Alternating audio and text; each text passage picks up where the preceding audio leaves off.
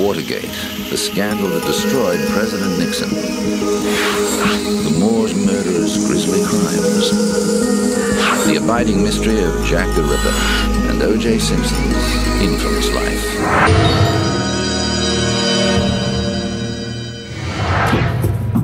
For the generation growing up in England in the 60s and 70s, there were no more notorious faces or names than those belonging to Myra Hindley and Ian Brady. Dubbed the Moors murderers, the pair was arrested in 1965 for the murders of 5 children and teenagers. Brady and Hindley buried most of the bodies in the Saddleworth Moor area in Lancashire, North England. The murders took place over a period of 2 years. The first victim was 16-year-old Pauline Reed, who accepted a lift with Hindley on her way to a dance.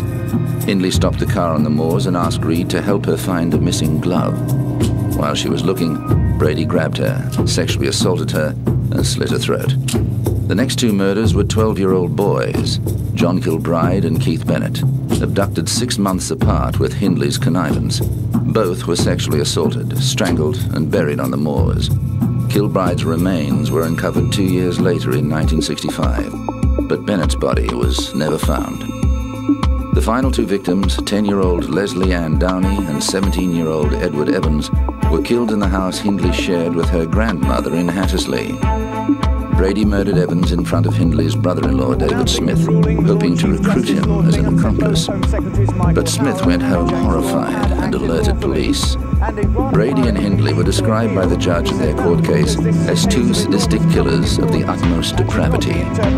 Brady spent 19 years in mainstream prisons before being declared criminally insane in 1985 and sent to Broadmoor Psychiatric Hospital, then to Ashworth Hospital in Liverpool, having made it clear he never wants to be released. She should be in prison and left there to rot, because she shouldn't be on reserve at all. She should be tortured like she tortured them kids. However, Hindley campaigned long and hard to get parole, with high-profile supporters such as prison reformer Lord Longford testifying to her change of character, but it was to no avail. Hindley died of a heart attack in 2002, aged 60, only a few weeks before a landmark ruling that judges, not politicians, could set minimum sentences, a finding that might have led to her release, according to QC Michael Zander. I'm sure that the Lord Chief Justice is right to say that there must be that possibility. Who knows? Something may come up, or public opinion may change, after all, for some reason. Or this person who's been 20, 30, 40 years in prison is now an old person or is a sick person and can safely be released, and public opinion will stand for them. Other killers told that life means life include Hindley's co-conspirator Ian Brady, Yorkshire Ripper Peter Sutcliffe, sadistic murderer Dennis Nilsson, and House of Horrors killer Rosemary West. For a time, Hindley and West were in the same wing of Durham Prison, which became dubbed the Club of the Damned.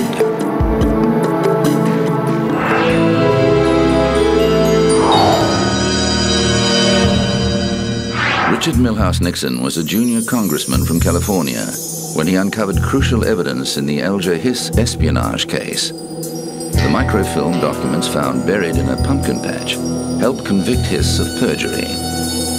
But never could Nixon have imagined that he would become a central figure in the biggest political scandal in American history. Nixon was elected to the presidency in 1968 on a platform of opposing the rise of anti-war and hippie counterculture and pushing for an end to America's military engagement in Southeast Asia. Nixon's 2 closest advisors were his Chief of Staff, H.R. Haldeman, and Assistant in Charge of Domestic Affairs, John Ehrlichman. White House counsel John Dean dubbed them the Berlin Wall for their Teutonic names and habits of secrecy. On June 17, 1972, 5 men were discovered breaking into the Democratic National Committee headquarters inside the Watergate complex. A few months later, along with the masterminds of the break-in, E. Howard Hunt Jr. and G. Gordon Liddy, the 5 were indicted for conspiracy, burglary, and violation of federal wiretapping laws. But when one of the men, James W. McCord, wrote to the judge claiming a cover-up of the robbery, the floodgates were opened. and the affair snowballed into a massive political scandal that reached all the way to the White House. It was eventually revealed that President Nixon and his government had been involved in an astonishing array of criminal activities, including campaign fraud, political espionage and wiretapping of not only their political opponents, but also the press and ordinary citizens. A hidden Mexican slush fund was also discovered, used to pay for these activities, provide money for cover-ups and buy the silence of anyone arrested. But it all began to unravel.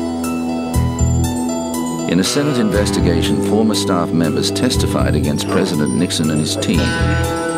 G. Gordon Liddy served 4.5 years in jail for his part in the conspiracy before reinventing himself as a radio talkback host, actor and political strategist, and writing a best-selling book. In 1997, he returned to the Watergate complex to commemorate the 25th anniversary of the break-in and broadcast his nationally syndicated radio show from the lobby. Baldwin had a transceiver, and we had a transceiver. And Mr. Baldwin spotted the police officers who were, coming down toward the thing, and he was doing what he was supposed to do. He was calling over and saying, "Okay, there's the." He asked. He said, "Are our guys dressed in hippie clothes?" And we said, "No, no way. Our guys are dressed in hippie clothes. They're all dressed like businessmen." And he said, "Well, there's hippie clothes people coming," and he said, "And they got guns." And that's when we're trying to get a hold of these people, but they had turned down the gain on their transceiver, so they couldn't read all these things. And finally, we just heard one little phrase from them. They were whispered, "They got us," and that's how we knew that it was all over. As it turned out, it was all over for Nixon's presidency too, although it took another 2 years for the Watergate evidence to mount up. It was revealed largely thanks to Washington Post reporters Bob Woodward and Carl Bernstein and their infamous anonymous source W. Mark Felt, codenamed Deep Throat. Nixon continued to deny knowing anything about the Watergate crimes. I had no prior knowledge of the Watergate break-in. I neither took part in nor knew about any of the subsequent cover-up activities. But others testified otherwise, and White House counsel John Dean became the star witness of the Senate Watergate Committee, implicating both former Attorney General John Mitchell and President Nixon in the cover-up. As Dean had no evidence other than his notes, his testimony was not given much weight until it came to light that Nixon had recorded many of the conversations he'd had during his presidency. The tapes were subpoenaed by the inquiry and contained shattering revelations, including evidence of illicit campaign contributions, secret bombings of Cambodia, and widespread illegal wiretappings and harassment of Nixon's opponents. The fallout led to threats of impeachment, but Nixon forestalled this action by stepping down as president. I shall resign the presidency effective at noon tomorrow. 7 former presidential aides were indicted for their role in the scandal, and 4 of them, including Haldeman and Ehrlichman, were convicted and served jail time. Altogether, 19 conspirators went to prison for Watergate. However, Nixon was not among them. On September the 8th, 1974, President Gerald Ford, who took over from Nixon, controversially granted the former president a full and unconditional pardon for any crimes he may have committed during his presidency.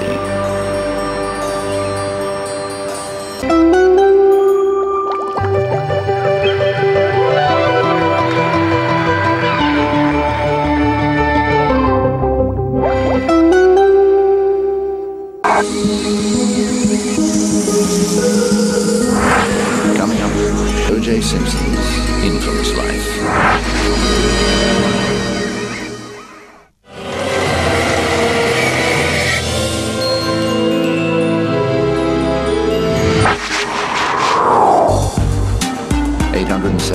South Bundy Drive, Brentwood, Los Angeles. On the 12th of June 1994, Nicole Brown Simpson, age 35, and her friend 25-year-old Ronald Goldman were brutally murdered in the driveway of this home. The prime suspect was Nicole's ex-husband, Orenthal James Simpson, known to the world as O.J., who was filmed being chased by police on Interstate 405. The football legend, sports commentator, and sometimes movie star was eventually arrested and charged with the crimes. 4 days after the case, Simpson appeared in court for his arraignment and pleaded not guilty to the 2 murders. The following trial lasted 9 months and attracted so much global publicity, it was dubbed the trial of the century. The court case made many of the people involved in it familiar figures. Judge Lance Ito found himself the subject of television comedy parodies. Prosecutor Marcia Clark and leading members of the defense team, like Johnny Cochran, also found themselves in the spotlight. Although there was a great deal of DNA evidence against Simpson, in the end it seemed as if the prosecution's case rested on its ill-advised decision to have Simpson try on one of the blood-soaked gloves implicated in the murders. Perhaps it had shrunk due to the blood, or following a freezing and thawing process. Is this your verdict? Perhaps it's true that Simpson had stopped taking arthritis medication, resulting in swelling of his joints. Or maybe he simply wasn't guilty. Whatever the reason, the glove clearly did not fit, and the jury took only 3 hours of deliberation before acquitting him on both charges. However, in February 1997, the case took an even more bizarre turn, when a civil jury in Santa Monica found Simpson guilty of the wrongful death of Goldman, as well as battery against both Goldman and Nicole Simpson. But Simpson refused to pay the $33 million in civil damages awarded to the Goldman family. Controversy flared again when Simpson attempted to publish a book called If I Did It in 2006. The Goldman family took him to court and won the right to collect 90% of the book's profits to satisfy the unpaid civil judgment. In 2007, O.J. Simpson was back in court for allegedly stealing sports memorabilia from a Las Vegas hotel room. He and his 2 co-defendants, Clarence C.J. Stewart and Charles Ehrlich, were bound over for trial on a total of 12 charges. Prosecutors say the men stormed into the hotel room of sports collectors Alfred Beardsley and Bruce Fromong at the Palace Station Hotel and took thousands of dollars worth of Simpson's own memorabilia at gunpoint. Officials charged him with kidnapping with a deadly weapon, robbery with a deadly weapon, and assault and conspiracy to commit kidnapping, robbery and burglary, among other crimes. In January 2008, Simpson was again in front of a judge, facing allegations that he had violated his bail conditions.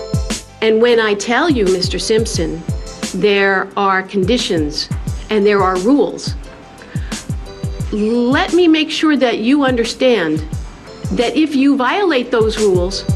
The 60-year-old has said he was not stealing the memorabilia, but taking back what belonged to him.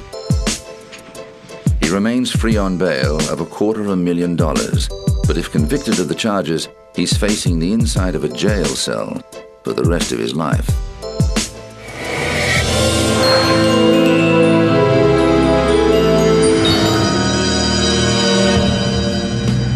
On the 30th of May 1996, Sarah Thornton walked free after serving 5.5 years of a life sentence for murdering her husband as he lay in an alcoholic stupor. An appeal over her original conviction saw her murder charge overturned in favor of a manslaughter verdict. If the truth had come out 6 years ago, 7 years ago, look how much pain and time and money it would have saved everybody. Sarah Thornton admitted stabbing her husband Malcolm with a kitchen knife as he lay drunk on the sofa at their Warwickshire home in 1989. She said it was her husband's violent behavior towards her that caused her to snap. However, during sentencing, the judge found her responsibility for killing him was diminished, not because of provocation, but because she suffered from a severe abnormality of mind. A jury of 8 men and 4 women deliberated for 6 hours before returning the verdict. At a press conference after her release, sitting next to daughter Louise, Thornton said she believed justice had been served. The 5 years I got? For me? Yeah, I think that's fair.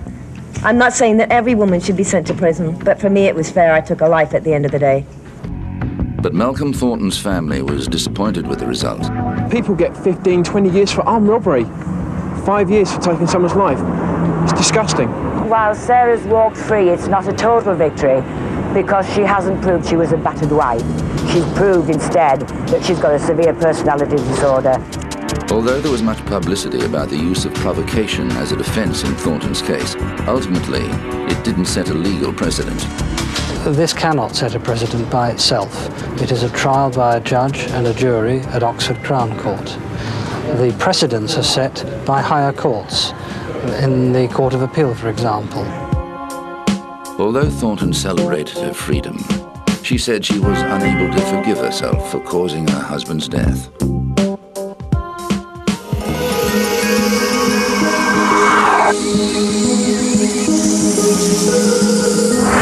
Coming up, Jack the Ripper.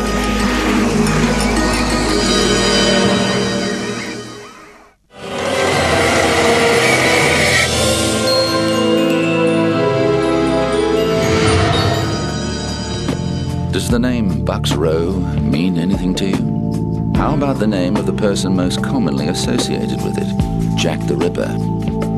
This is Whitechapel, the area in the East End of London where a number of women working as prostitutes were mutilated and murdered towards the end of the 19th century. To this day, there remains much debate about not only who Jack the Ripper really was, but which of the women in the Whitechapel murders were actually his victims. Out of the 11 bodies, though, there's a group known as the Canonical Five. These are believed firmly to have been the Ripper's victims. Mary Ann Nichols, nicknamed Polly, was the first of these, killed on the 31st of August 1888, 5 days after her 43rd birthday. Her body was discovered in the early hours of the morning on Bucks Row. Bucks Row, which has since been renamed Durward Street, was a back alley in Whitechapel, a couple of 100 meters away from the London Hospital. Some of the original buildings and brickwork still exist today, including a low brick wall stretching east from the board school. Polly's body was found near the wall's corner. Whitechapel is now home to a niche tourist industry as people come from all over the world to take guided tours around the sites of the murders. Number 2 of the Canonical Five was Annie Chapman, who also had a nickname, Dark Annie. She was found on the 8th of September, dead in a backyard in Spitalsfields, with her uterus removed.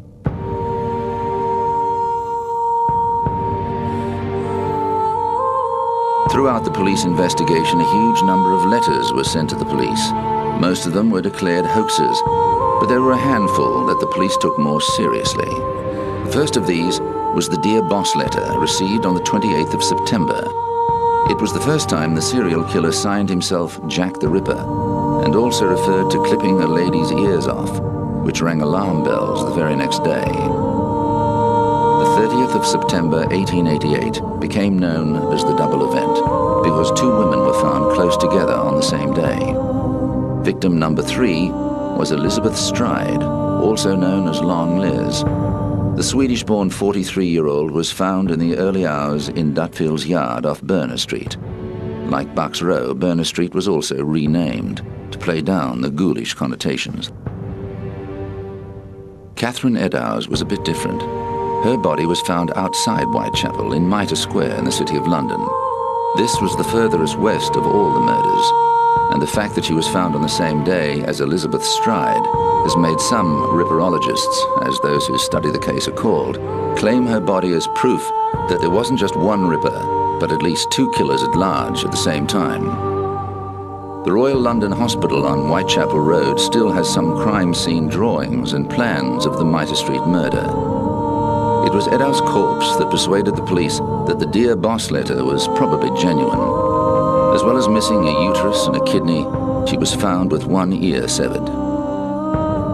The next missive attributed to the killer was the Saucy Jack postcard, which was delivered on the 1st of October and referred to both ear removal and the so-called double event.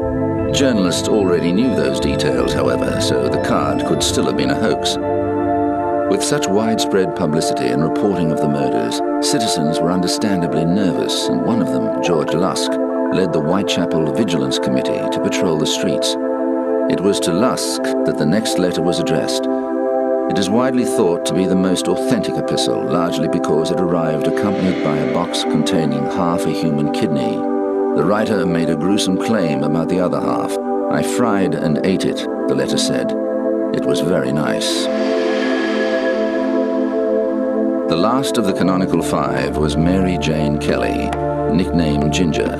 She was the only one of the 5 found indoors, discovered on the bed of her single-room home at Miller's Court in Spitalfields on November the 9th. Even with contemporary technology, we are still no closer to solving the mystery, and the list of possible suspects seems only to grow as the years go by.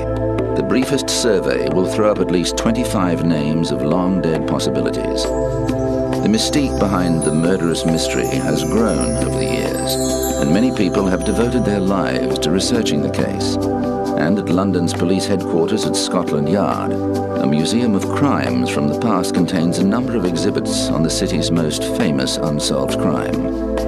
In 2006, the museum was presented with a book containing a handwritten note made by the investigating officer, naming the man he suspected of being the notorious killer. Over the years, suspects have included Montague John Druitt, a 31-year-old barrister and schoolteacher, and Dr. Francis J. Tumblety, an American quack doctor who was arrested in 1888 for gross indecency. But Chief Inspector Donald Sutherland Swanson believed a Polish man, Aaron Kosminski, was responsible for the murders.